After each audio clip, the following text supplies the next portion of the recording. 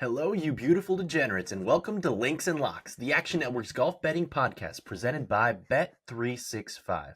Along with Spencer Aguiar and Nick Bretwish, I'm Roberto Arguello, and we're excited to get into our 2024 Farmers Insurance Open betting preview. This week, the PGA Tour heads to La Jolla, California, where they will play the North and South courses at Torrey Pines, 3 rounds on the South course, which is where the 2021 U.S. Open was hosted, and then 1 round in the first 2 days on the North course before a 36-hole cut. Gentlemen, it's the second week in California on the PGA Tour. Spencer, I know you hit with your best bet last week with Chris Kirk over Shane Lowry. What is your best bet this week? I'm going to go back to the head-to-head market. I do think that there are some placement wagers that we'll get to later in the show that I found a bunch of value on this week.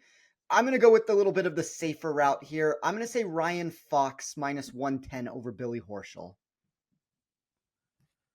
All right, Ryan Fox over Billy Horschel. Nick, what's your best bet this week?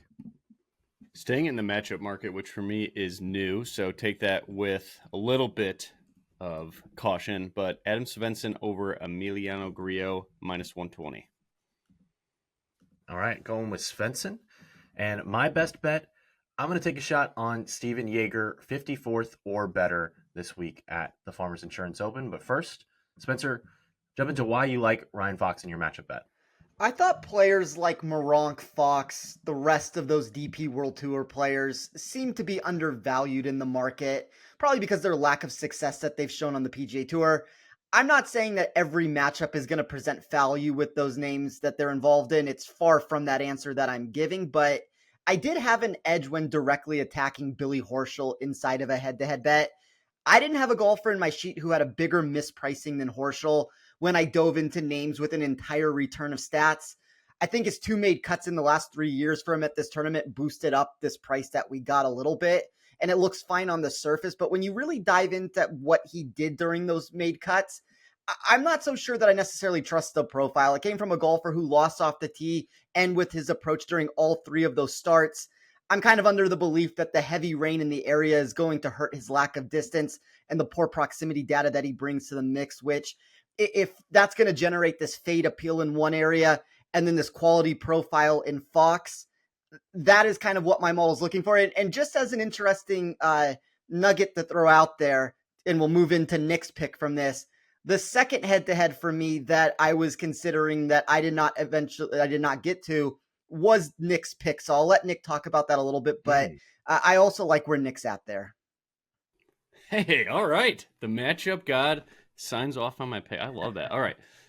The only concern I had is kind of picking on good form against good form. That's usually something I don't like to do in stars against stars in the matchup space. I don't think this is the stars against stars, but it is good form against good form. Svensson is striking the ball insanely well right now. And really what it came down to is just the pricing that I had. In my numbers, I had Svensson like proper right around minus 130, minus 135 here. And really, like for me, I'm not really a Grillo guy. His long iron play is significantly worse than Svensson's, which is pretty much a strength of Svensson's game. So I think these longer tracks here help him out a little bit more, even though neither of them are bombers off the tee. Both very accurate, but just looking at what Grillo's done the last couple go-rounds at these longer courses, like obviously the Century, he did not play very well there. Torrey Pines has kind of given problems in the past. The Memorial, also, I guess a similar course in terms of length and accuracy needed off the tee, and then the Arnold Palmer Invitational. All those, Grillo has kind of struggled where Svensson has done just fine. I think Svensson's a safe cut maker here, and Grillo has that miscut equity that we're looking for in these matchups. Hopefully it's just a 2-day bet. And just the 10 to 15 points of value that I found there in the matchup market, I will take that every single time. So Grillo coming off a T7 in his last start at the Sony Open in Hawaii, where you're using your short irons and wedges all the time. Maybe his stock is a little bit too high, and Nick's going to take advantage of that here at the longest course on the PGA Tour. He also brought up the Memorial, where at Jack's Place, which is the only other course along with Torrey Pines, South Course, which is over 7,500 yards and has greens at 5,000 square feet on average or smaller. So definitely some similarity there between those two courses. So jumping into my best bet, I gave this one out a couple weeks ago at the Sony Open in Hawaii, where I bet 1.2 units on Steven Yeager minus 120 to finish in the top 55-ish. And he did that easily. So we got a unit out of that. This week, I'm just going to bet a half unit on it. So to win a little bit less than that at minus 120. Again, not as confident in this one just because he's got some rougher course history and there is a course rotation. So there's a little bit more uncertainty built in this week. But Steven Yeager on the PGA Tour has made 19 consecutive cuts. That's fourth among everybody on the PGA Tour. He doesn't really have a weakness in his game. If there is one, you might say it's around the green play, and that is going to be a point of emphasis this week. But overall, I think his game is well-rounded enough. I think the field isn't as deep as some other ones, like last week perhaps, and I think that he will make the cut again this week, and if he's going to make the cut, I think there's going to be a really good chance that he finishes in the top 54. So give me Steven Yeager minus 120 for another made cut, because we got to mention his name in the podcast every single week. But now that we've gone through all of our best bets, Spencer, why don't you start us off with your course preview for the North and South courses at Torrey Pines? We talked a lot last week about how the American Express was going to be this 3-course rotation that was going to produce an onslaught of birdie attempts just because of the pure putting nature of the complex. I personally never thought there was some massive deviation between those properties. They all generated birdies for who played quality golf. Like, of course, maybe you could point toward the potential pitfalls at the PGA West Stadium course just because of the water and the extensive bunkering that was there. But with all that being said, for this week, when we move into these two tracks, I don't believe that all rotational venues are going to be the same. And this is kind of what we get here. And this split between the North and the South tracks at Torrey Pines do present quite an interesting outlook to consider. So players are going to rotate between those two courses on Wednesday and Thursday. All the golfers who make the cut go back to the much lengthier South for the final 2 rounds. We're talking about a nearly 7,700-yard course that's going to play even longer than that distance because of the downpour of rain that the San Diego area has received to begin the week. I will say that it might help to also ease the POA greens that have been known to be greeny and fast. So there's kind of a positive and a negative to this rain. Although at the end of the day, when I look at these courses, the one thing that I continue to find is, unlike last week where all the courses produce birdie looks and you were going to kind of get the same feel in all the venues, even though you only have 25% of your rounds at the North, I think the most impactful holes occur there in helping to decide the winner. So the reason for that comes from a couple different things. Most iterations of the contest have been won between 13 and 15 under. When you dive into the fact that the last 5 winners of this tournament have shot between 4 to 9 under during their one-off chance when they do get to take on the more straightforward, over 400 yards shorter North property, it begins to highlight in my model the need to get off to a very quick start where scoring is possible. 7 holes at the North produce over a 20% birdie or better percentage. That includes 4 par 5 setups that are going to generate significant eagle rates. You get this much better tree-lined setup that's going to protect against wind, a slower bent grass surface versus its south counterpart that's going to be played on the POA that I talked about a second ago. You also get a lot more short to mid irons in hand over the redundant ask from outside of 200 plus that you're going to get from the south. So I think that's a very unique approach that I took inside of my model for how I approached it with my wagers. When I get to my outright card in a little bit, I only backed top 30 golfers in my model when it came to projected scoring on the North for that reason. I did it mostly with long shot wagers further down the board. We can talk about why that is in a couple minutes. I do have one name that I want to get your guys' opinion on when we do start talking outright bets in a second, but I thought it's a really interesting tournament to talk about just because we don't have this, Scotty Scheffler, Rory McIlroy's here. You do have a lot of the projected win equity at the top of golfers that are sub 10 to 1 that I think are too short.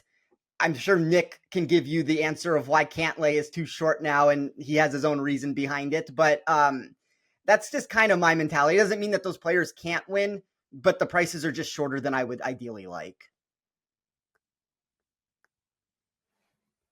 I agree. Those prices are pretty short at the board. So let's jump into those in just a moment. But you mentioned that the par 5 scoring on the North course is going to be key. The longest par 5 on the North course is shorter than the shortest par 5 on the South course. So going to need to take advantage of those 4 chances whenever a given player plays on the North course.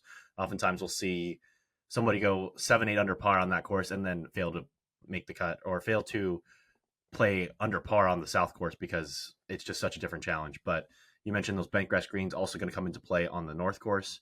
Nick, anything you'd like to add to our course preview before we jump into the outright market? No, I think Spencer nailed it. I'm lock and step with him here. So I bet you our outright card is going to be quite similar, especially if he was looking at the same matchup as I was too. So let's do it. I mean, All right, let's see. Nick, I don't have anybody less than like 400 to 1. I'm not sure anybody has any of the outrights I Okay, have. all right. I have a different card, but it's rather long, but not 400 to 1 stuff. All right, so now I'm really excited to hear what you got. Spencer, start us off. Okay, so before I get to my outrights, I want to talk about one player. This is the closest that I've come to making a bet at the top of the board. And I'm going to see if either one of you either have a wager on this. Maybe you can convince me my models really liked him. Do either of you have any thoughts on Ludwig Aubert at 22 to 1? I was close. What pushed me away is just the debutante at this course, but it fits him to a tee. I mean, he is an elite ball striker, long off the tee. He's going to hit fairways. Long irons are fine. Everything about it, I was hoping for 25 to 1. That's the same answer that I gave yesterday inside of an article. And that's the unfortunate thing. The first time nature of this, I think he's going to win this tournament at some point in his career. It's difficult to win a course that does have a lot of rollover success over the years. But with that being said, really the only concern comes down to the fast POA nature. If it's a little bit softer out there because of the rain, that distance is going to really play for him. So I am extremely close. I keep updating all the markets to see if he can get to 25 to 1 somewhere, because that's going to be the last ticket that I punch. But I even think 22 to 1 has value. I literally have him at 25.4 to 1. So yeah, plus 2,500 I would go at, because my numbers don't increase or don't include a hold percentage. So there'd be value there in the market if we could find 25 to 1. I have a ticket on Ludwig Aubert. All right.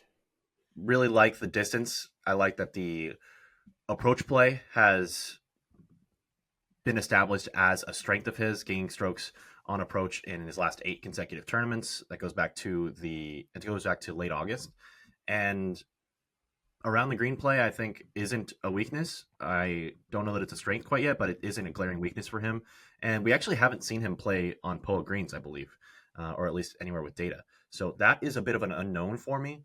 But hopefully, with the rain softening him up, that helps him out on the greens a little bit.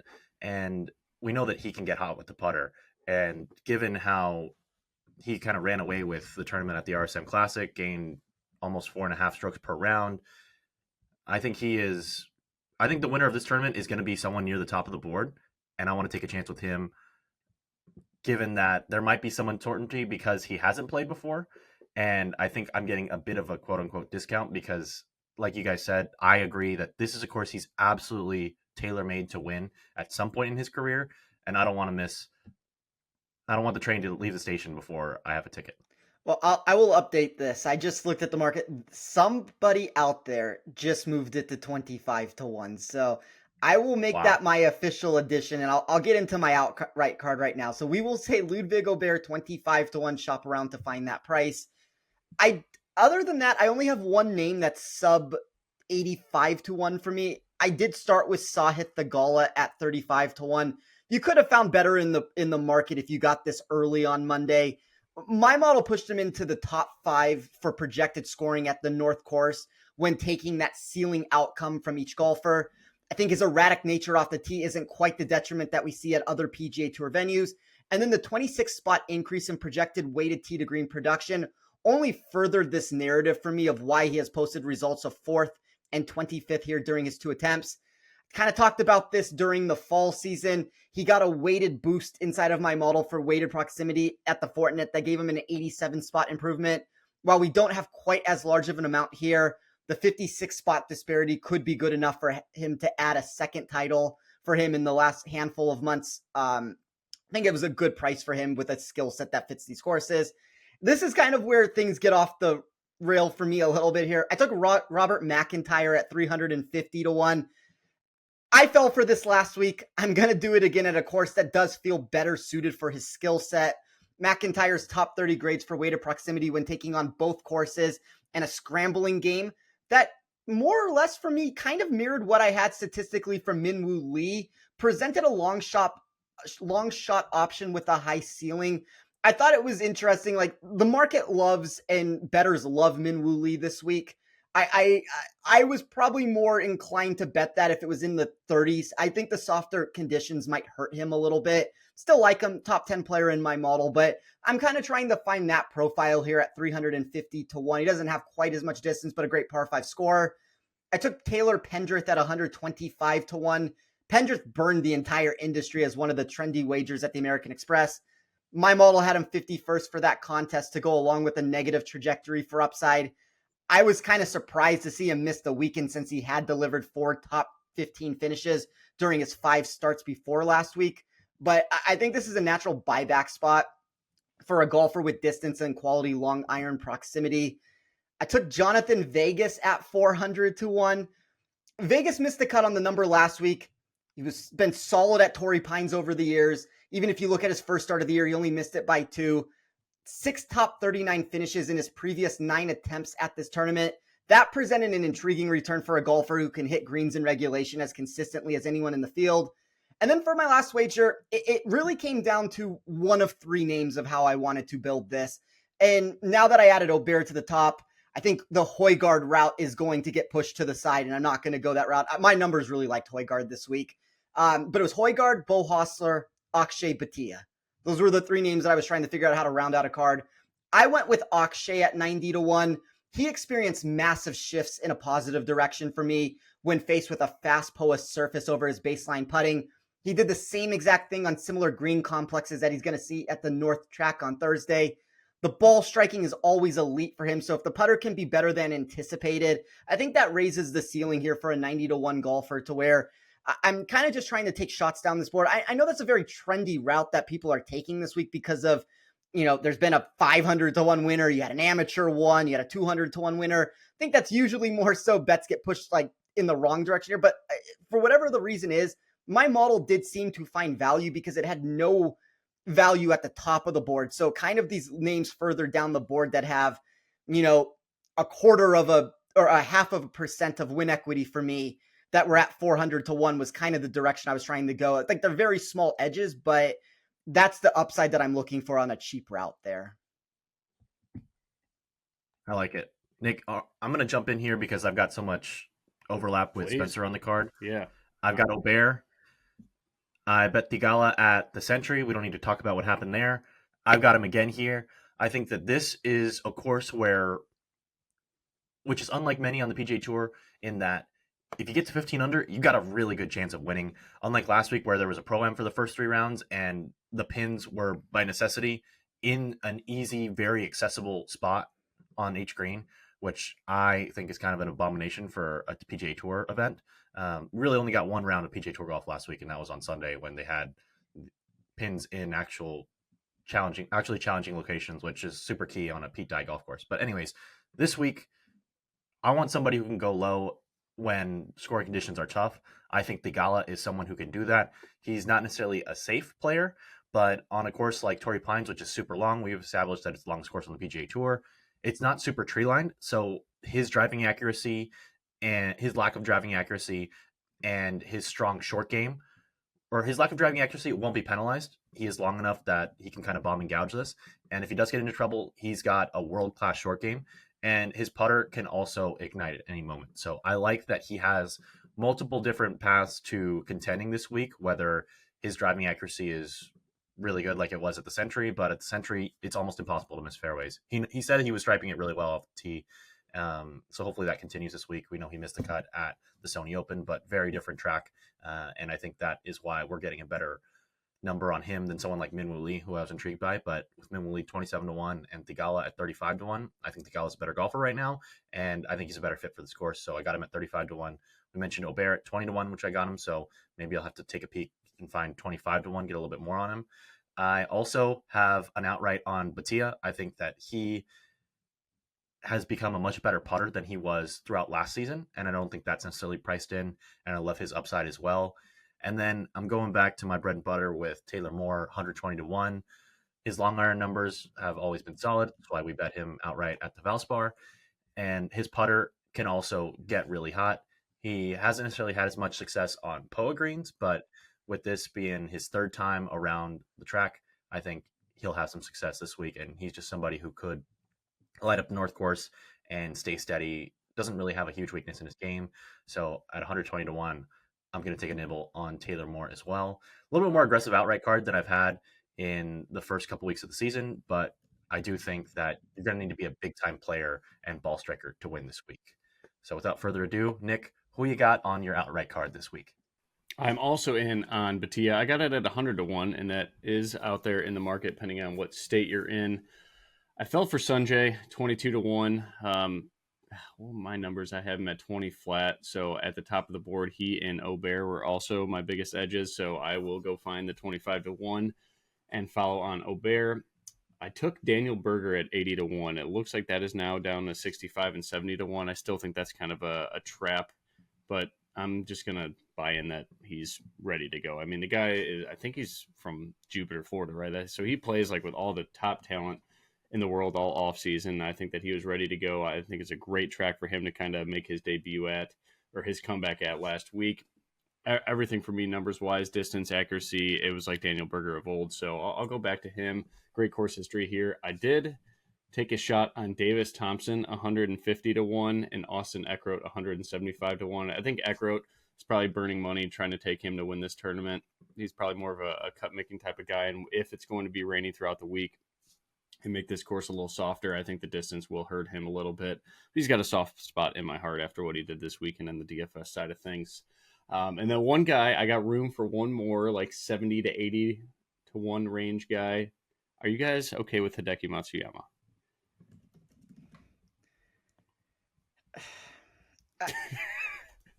I don't know. I don't know. I mean, the long-term statistical data that I'm running loves him. It loves him every single week.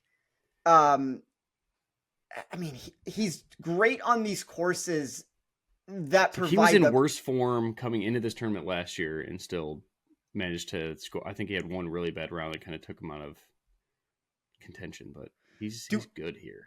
I agree with that. I guess I just worry about his ability to actually win the contest. Like, to me, he feels like a better top 10 bet. Like, he hasn't been in contention in so long. It's so hard for me to believe that he would get himself into contention and then just win a golf tournament at a course that is difficult. Like, I would rather bet him top 10, which is a bet that I highly considered this week because he's one of those golfers with the massive positive trajectory for me for upside with the floor that's moving in the wrong direction. And those are usually the golfers that I like to take a chance on if I do find a top 10 number that makes sense. I didn't find a price that I necessarily liked on it, but I guess I just worry about his win equity. Like, it felt like a fair price, I guess, kind of. Like, that's kind of where I feel like he should be right now. I, for some reason, think that Hideki Matsuyama is a lot older than he is. He's only 31 years old, but it seems like he's been around forever. He does look old, too. And his back's always hurting him also, like an old guy. So I'm with you there. That's fair. That's true. But I think a healthy Hideki, and which I believe we think he's healthy right now, is somebody at 70 to 1. I don't think it's a bad bet, given that he has one of the, like Sahith Theegala, elite short games. He's not as long as I'd like him to be, so the rain doesn't help him, and the putter is a big if, as usual. But you do get one round on bent grass green, so that if he takes advantage there early in the week, maybe we find a live chance to bet him this week. I think that's how I might do it. But at 75 to 1, I'm only seeing him at 50 to 1, so this isn't something I considered as heavily. And given the makeup of my card, this week being a little bit more aggressive, but I don't hate that bet at all. I think he'd do a lot worse. So I won't push back on that one for Hideki. Anybody else that you guys think has a chance to win this week that you haven't bet on or you're considering? No, for me, it was probably just Højgaard, as I sort of mentioned him during the outright discussion. One of the main reasons why I didn't go that route is just because he's starting on the South course. Thought at the 50, 55, the one numbers that you could find, depending, like that might be an in-tournament sort of wager if you want to get there. Mm-hmm. If he starts hot on Wednesday, you could always try to add him live. There's also the potential to add him on Wednesday night after the round is over as he heads to the easier North venue. That's really, and maybe Bo Hostler if you want to go down that route with it. But I had reasons that I pushed myself against Hostler at the end of the day. I think that all makes sense. I was considering Taylor Montgomery just because I think there might be a real transformation going on with his approach play. Only got 2 tracked rounds from him last week, but he did gain strokes on approach, which for him is an accomplishment. But I think I'm going to lay low with him for a week or two on this kind of golf course. I think that long iron approach play is something that really needs to be established. I'm not quite there yet with him. Maybe I'll sprinkle a top 20 or something like that. Also, want to bet some rookies, but I don't think this is the course to do it unless they have a ton of firepower and have the short game. And some of the guys I was looking at don't have that combination quite yet, at least established. We don't have much data to go off of them. But fellas, let's jump into the rest of the card. Spencer, I'll get it started with you. Any other plays besides your matchup and the outrights? It's kind of a similar mentality of there's a lot of deep long shots on my card in the outright market. There's a lot of deep long shot wagers that I had inside the placement market for me. So I have a handful of bets this week. The first one I'll at least mention on the show, I'm as of an hour ago, the bet was still active and live. I don't know if it's going to be by the time that this has aired or even by the time that we're recording. I haven't checked in about an hour or so, but there was a Will Zalatoris number out there for a top 40 at plus 200. The rest of the market had that in like the minus 135 to minus 150 range. We talked about that in the Rotoballer Discord chat to where, I mean, that's been hammered away. And you obviously run the risk when you do things like that you can get limited at some of these books. And I don't know if I necessarily trust Zalatoris's floor quite enough in this spot to take that risk. But I'm always a believer that when you look at matchups and you look at things of this nature, I'm always going to take the edges that I have at the end of the day. And whatever a book decides to do is what a book is going to do at the end of it. So I think there's an edge there if you can shop around and still find that number. I don't think it's as large as the public perception is with it, because I do think that there's the volatility that's coming into play, but it's at least something that I wanted to mention on this show just in case it's still sitting around. I took Robert McIntyre for a top 10 at plus 2,000. Once again, boomer bust profile. I'm going to use last week's miscut to our advantage and shoot for the moon when it comes to his upside. His par 5 scoring, long iron play, and the scrambling acumen that I talked about for why I bet him as an outright is going to play well this week, I believe. And all that provided a profile for a golfer that landed inside the top 20 for projected scoring at the North Course. Maybe that last part would have made him a better top 20 bet at 9-1, because we are really pushing the envelope here at 20-1. But there wasn't a golfer for me this week who had as high of a ceiling and as low of a floor. To me, that typically means to play it more aggressively and lower your exposure. That was 0.10 units to win 2 for the sake of transparency here. I took Taylor Pendrith for a top 20 at plus 450. 4 top 15 finishes for Pendrith in his last 6 starts. The weighted proximity increased over his baseline projection. And then the weighted strokes gained tee to green return did the same, providing the 5th most significant shift inside of my model.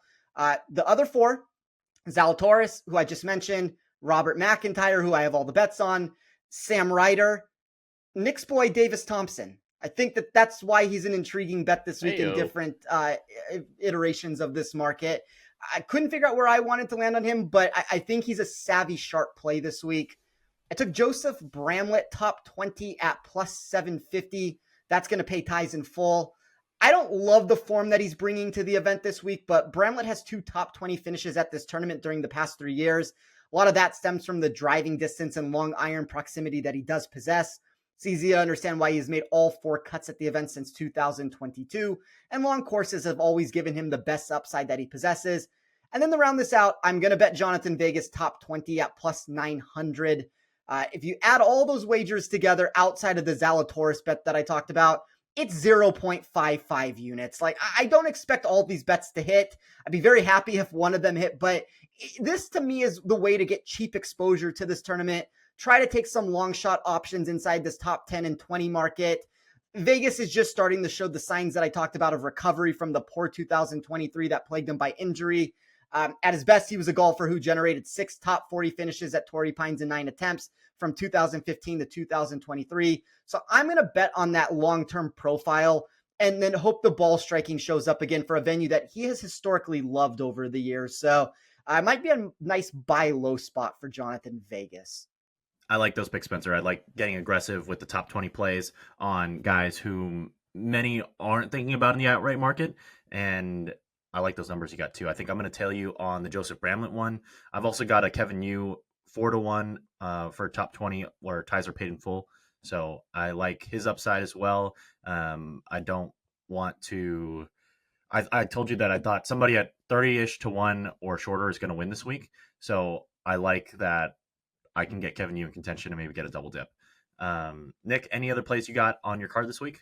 Yeah, real quick, I love the Pendrith play. That was something I was twiddling my thumbs on, especially after missing the cut last week. I think that we get a lot more value on the price there. But one of these shots that I took, again, I don't really trust my placement market bets this time of the year. I think I want more data, especially on guys like this. But Max Greiserman, top 40 at plus 320. He is a bomber off the tee. He's actually pretty accurate too. So I love the small amount of ball striking that I was able to see on PGA Tour Live last week with him. It's a guy that I've been keeping my eye on, in addition to Mac Meisner and obviously Nick Dunlop last week, who put on an absolute show. So I'm going to go back to one of the rookies, Max Greiserman, top 40 at plus 320. I'm also going to tail the Pendrith top 20 as well. I really like that one. Mac Meisner, also someone I'm watching out for. Not necessarily going to bet him this week, but I'm very intrigued. I know He that had one went big low day. yesterday. He was on 54 full watch. I think he tweeted. Yep, he or was 54 watch. I think he birdied 5 straight and then kind of disappeared after that. He missed the cut, didn't he? Yeah. That's the 1300 being the Amex cut for last you. week is Yeah, that's absurd. ridiculous. But no, good player. I think it's a good course for him here too, especially with how he's a ball striker and he could bomb it. I think that's a guy to keep an eye out for. Wanted to help in and give a reminder that the Links and Locks podcast is presented by Bet365. Bet365 doesn't do ordinary. They believe that every sport should be epic. Every touchdown, every game, every point, every play. From the moments that are legendary to the ones that fly under the radar. See for yourself when you sign up today with code ACTION. That's ACTION. And you'll get $365 in bonus bets when you bet just $1. Whatever the sport, whatever the moment, it's never ordinary at Bet365. Must be 21 or older only. Must be present in Colorado, Kentucky, Iowa, New Jersey, Ohio, or Virginia. If you or someone you know has a gambling problem and wants help, call 1-800-GAMBLER in Colorado, Kentucky, New Jersey, Ohio, and Virginia, or 1-800-BETS-OFF in Iowa. Terms and conditions apply. All right, gentlemen, any other plays on the card, or are we good to hop into a quick rapid-fire segment? I'm going to throw 2 out. Every single time I've done this, the first round leader has almost won and not gotten across the finish line. And I'm going to give 2 first round leader plays here. All right. You can find this on Bet365. I think it's an interesting market this week for anybody who's offering for both courses into one. So you get both every single player in the field in this market, and it's whoever's going to be the low scorer. I'm going to attack the North course for all the reasons that we've talked about. That's historically where the players can produce the most boom potential of anywhere this week. And I wouldn't be shocked with some of the soft conditions that we have on Wednesday if somebody's not able to shoot a 63, in that range to really propel themselves up the leaderboard. I took Bo Hostler at 50 to 1. That's kind of where I decided to get my exposure to him. And then I took Ryan Fox at 60 to 1. I like it. The first round leader is absolutely going to come from the North course, barring some kind of unforeseen heater. And both those guys can get hot in bunches. And Hostler, a guy who grew up in the LA area, so he also is going to be very familiar with the POA surfaces. And I think with it being a little bit shorter course, he's somebody who could take advantage. So I think that's a sharp play. All right, let's jump into rapid fire. We haven't touched too much on the players at the top of the board. So looking in the enhanced win market at Bet365, Xander Schauffele's 9.5 to 1. Patrick Cantlay's 11 to 1. Defending champion Max Homa is 12 to 1. And Colin Morikawa is 12 to 1. Gentlemen, if I gave you a free bet on any of those 4 players, starting with you, Nick, which one would you take? Xander. I will give the same answer. That's a layup. Why? That's a layup.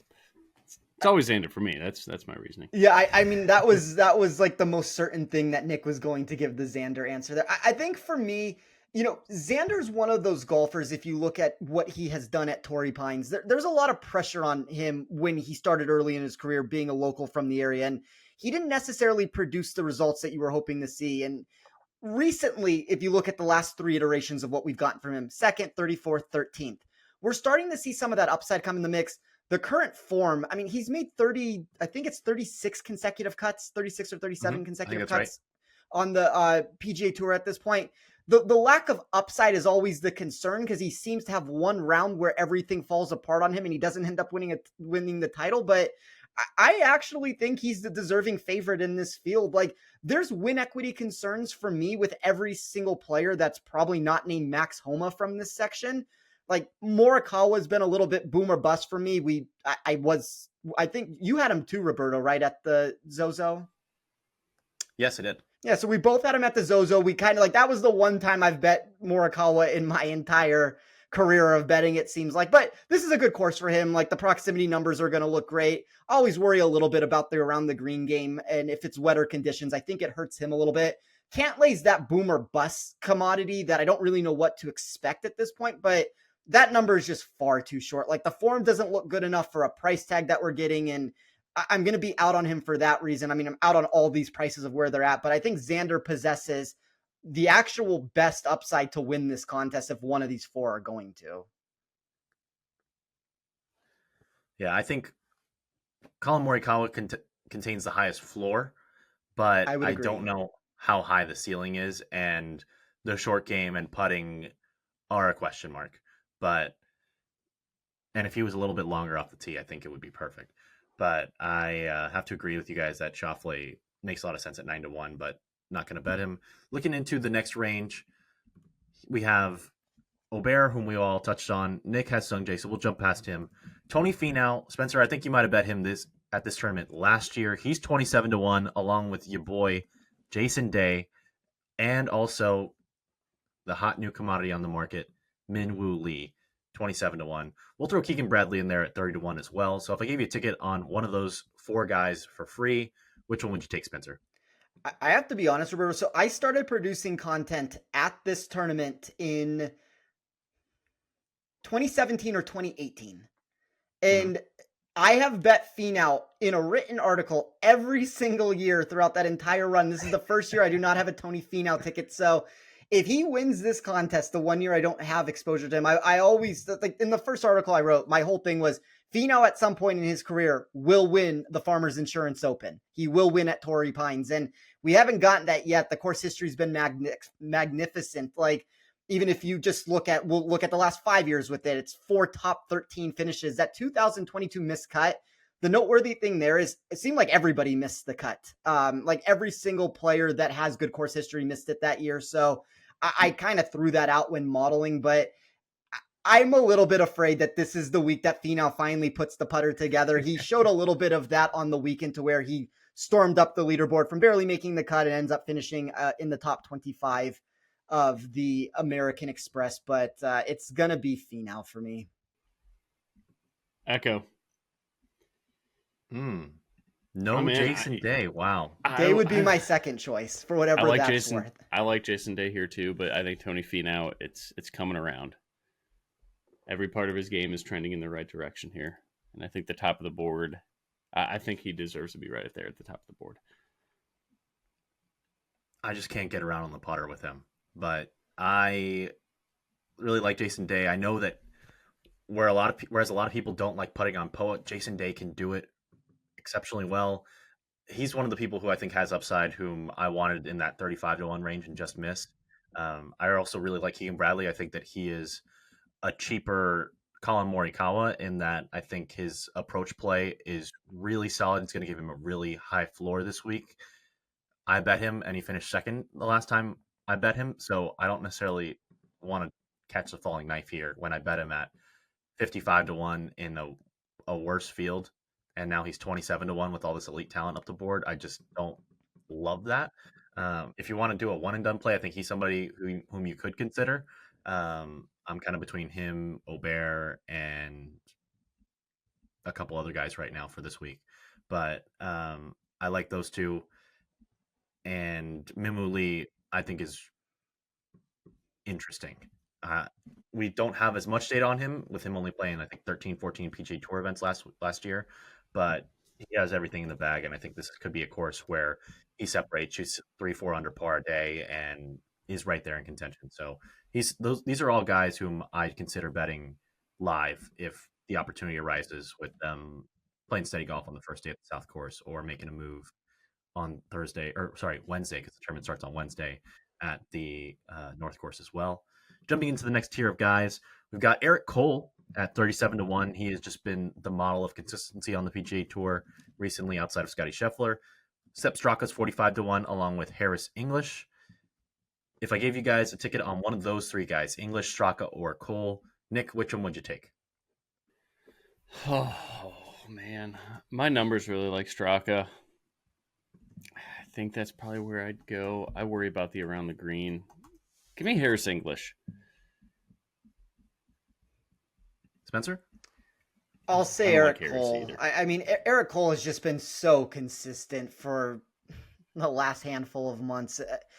It's hard to win a professional golf tournament, and sometimes it comes down to luck, just like the right thing breaking your way. And it's hard to say in a lot of these events he's been super close to actually winning them. Like his best chance was at the, I guess, RSM when he went head to head with Aubert there and couldn't get the job done. And a lot of these other things have just been steady outputs. But I think at some point, if Cole continues this, just like the nature of the game is, if you're up there in the top 10 this many times, you have to win a golf tournament at some point. Yeah, I think the rain hurts his chances of winning, but he could also go low at the North Course and then just hang around. So I don't love the course fit for him very much this week, but I think he's unstoppable at this point. So very intrigued. I would probably go with, among these three, Sepp Straka, because I think he has the highest ceiling. And I don't like that Harris English has been super reliant upon his putter in the last few weeks. Hasn't really been standing out on approach. But he did finish third here at the 2021 U.S. Open, so it could happen. We'll do one last one, jumping down into the 50-60-1 range. We touched on Matsuyama, so we touched on Højgaard. Zalatoris is 55-1. Adrian Meronk, also 55-1. Shane Lowry, whom Spencer successfully faded last week, is 60-1. And Justin Rose is 65-1. Spencer, I'll come back to you. Among those four, Zalatoris, Meronk, Lowry, and Rose, if you got a free ticket on one of them, which one would you take? I would say Adrian Meronk. I don't think the answer anybody would expect me to give, and because I don't run a bunch of DP World Tour stats inside of my sheet, but there was a lot that I liked about him. Like he hasn't been great when he has come to America and played golf tournaments inside of this country, and that's probably like the one concern, but all sharp markets really like him. He's a favorite specifically against a handful of those names that you mentioned. He's inside of the top 25 of every single way I ran my model. And I do think that there's something to be said about whether you're playing like DFS contests out there, that he may be a trendy contrarian pick that nobody's going to really get to because they think the price is too high. So like, I think he's a player who's worth taking a chance on for some of these upside markets. Nick, how about you? Can I put Daniel Berger in consideration in that price range instead? I'll allow it. All right. Daniel Berger. I was going to go with Meronk. Spencer just talked about it. It's more the DFS side of me that's interested in Meronk, but I will go with Daniel Berger. Meronk is somebody who I'm very intrigued by. He got his card by being on top 10 in the DP World Tour, I believe, and last week was second to Rory McIlroy in Dubai. Problem is he's got to go from Dubai to San Diego, so that puts a little bit of uncertainty involved. That adds a little bit of uncertainty. But looking at his recent results so far since the beginning of December, T8 in Australia, T10 in Dubai, and then solo second in Dubai last week as well. So playing some really solid golf. He's long off the tee, been really solid on approach, gained strokes on approach in each of his last 8 track tournaments, made the cut in every tournament going back all the way since the Scottish Open. So he's played some really solid golf, T23 in the Open in his last competition against PGA Tour players. So I think he could be a sneaky top 20-ish finish this week. And if you want to get different DFS, I think that's a great way to go about it. Gentlemen, any other players you wanted to touch on before we get out of here this week? I mean, I guess the one player that I'll just mention, I don't have any exposure to him. He's very popular, though. I feel like it's a name that we should at least talk about, like for 5 seconds. Luke List, won this tournament in 2022, going to be very popular in different sectors of the market. I think he's better probably as like a DFS play for safety and cash games than anything else. Couldn't really figure out where I wanted to get to him, but the safety numbers in my model really liked him. I like the Putter's improved coming short around game. a little bit. I think he could be a sneaky play. Yeah, I like the improved short game we're seeing him year over year here. Yeah, that's probably the last player. I was trying to figure out how I could get a matchup with him. I haven't found anything yet. Maybe that's something from an in-tournament perspective that we can get to for one of these rounds if he pops up against a player that I have a fade potential on. But I think as of this moment, I mean, the problem is the market and the books know that list is getting backed, and I don't think you're necessarily finding the value where things are currently at. So I'll keep an eye to see if there's a mistake out there. But he was at least the one name for me that I was trying to figure out a way, how can I fit him onto my card? 6 straight made cuts for him at this event, and three straight top 25s as well, including that win in 2022 where he defeated Will Zalatoris when I had a ticket on Zalatoris. So, fellas, this was a lot of fun. Spencer, or actually, guys, going into one and done, I mentioned I'm probably going to be on Aubert, looking at Keegan Bradley. Moronk also could be an intriguing pivot if I want to save Aubert for later, which I'm very strongly considering, just because there's not enough money this week in the pool necessarily for me to get super excited about using Aubert. Who are you guys considering in one and done this week? I have not made a decision, and I thought I had made a decision last week, and I talked about Siwoo Kim and Tony Finau and all the routes. I ended up taking Sung JM, which ironically enough, while he was the most popular pick in all contests in our specific Action Network contest, I was the only one that had him. I opened that up and I'm like, well, this could be the ideal spot here, that I got Sung Jae to myself, and it just never really came quite to fruition with it. He kind of middled throughout the first, 2 days, and then made a run on Saturday and then went backwards on Sunday. I don't know where I'm going right now. If you put my feet to the fire and tried to make me give a decision, I would say maybe Sahith Theegala. I think that's also going to be very popular. So, just for reference, Spencer had Sung JM, I had Taylor Montgomery, Nick had one of the worst beats in one and done because he didn't even need to win the tournament to get the full pot with Sam Burns, and Burns finished with a double-double. In California, good on the basketball court, good at in and out, bad on the golf course. You don't want a double-double there. Nick, how are you going to bounce back this week? I think I'm going to be solo on Tony Finau. That would be the other route. And now that you're taking Finau, I probably won't because I have to make up ground. But Finau would probably be the 1B for me. I kind of want to save Aubert, which is what's so tough. Like, I don't know if I want to burn him at a tournament if it goes south, if for some reason he does struggle on the POA greens.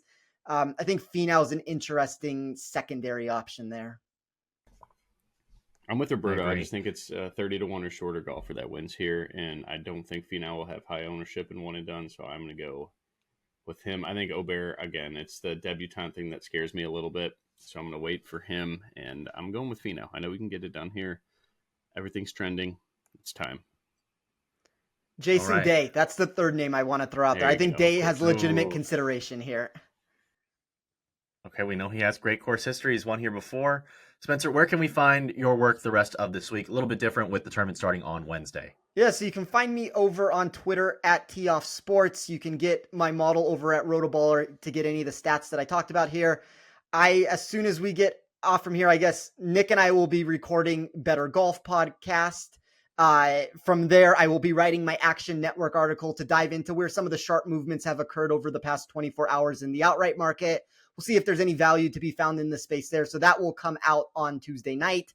And then just as a standard thing, everything's going to be pushed up a day for me. I'll have all my Action Network articles from an in-tournament perspective that we talk about matchups. It was a quality week there last week, 4-1 overall in head-to-head bets. So going to try to keep that rolling. All right. Stay hot, Spencer. Nick, where can we find your work this week? One last round of NFL DFS over at Win Daily Sports, and then at Better Golf Pod on Twitter with Spencer to break down all things DFS. And yeah, hopefully I don't have a Cantlay Burns Sunday meltdown. Otherwise, it would have been a very, very, very fun show to talk about this week, but still a good week. Thanks to Nick Dunlap. So yeah, I did mention I owe him a beer when he turns 21. So Nick, I'm sure you're listening, buddy. Next December, I got you. We'll sync up at a local tavern before a round and have at it. big shout out to Nick Dunlap, first PGA Tour winner as an amateur since 1991 when Phil Mickelson did it. So something that nobody saw coming from the outright perspective. Nope. Just ridiculous. And what an accomplishment. What a finish as well. Hanging tough with Sam Burns those last 3 holes. You can find me on Twitter at Roberto8213, and you can find all of our golf content on the Action Network app, website. Tell a friend, tell an enemy about the website, the app, and the podcast, of course. And you can find all of the sports betting content that you want on the Action Network app, whether it's NFL this weekend, where our guys have been super hot. The NFL guys have been super hot. Sean Kerner, among others. And then NBA is in season. Joe Dallaire has been killing it with his props. So be sure to tune in to all of the Action Network content because they have been on a heater over the last few weeks, as well as the playoffs are coming to a close here in the NFL season. Just more time for us to focus on golf betting. Once again, thanks for tuning into our show. I want to give a big shout out to everybody who makes this show possible, starting off with you, the listeners. Thanks for your continued support. And if there's anything we can do better for you, hit us up. I want to thank our producers, Noah Niederhofer and Matt Mitchell. And give a big thanks to everybody for tuning in this week to our Farmers Insurance Open preview.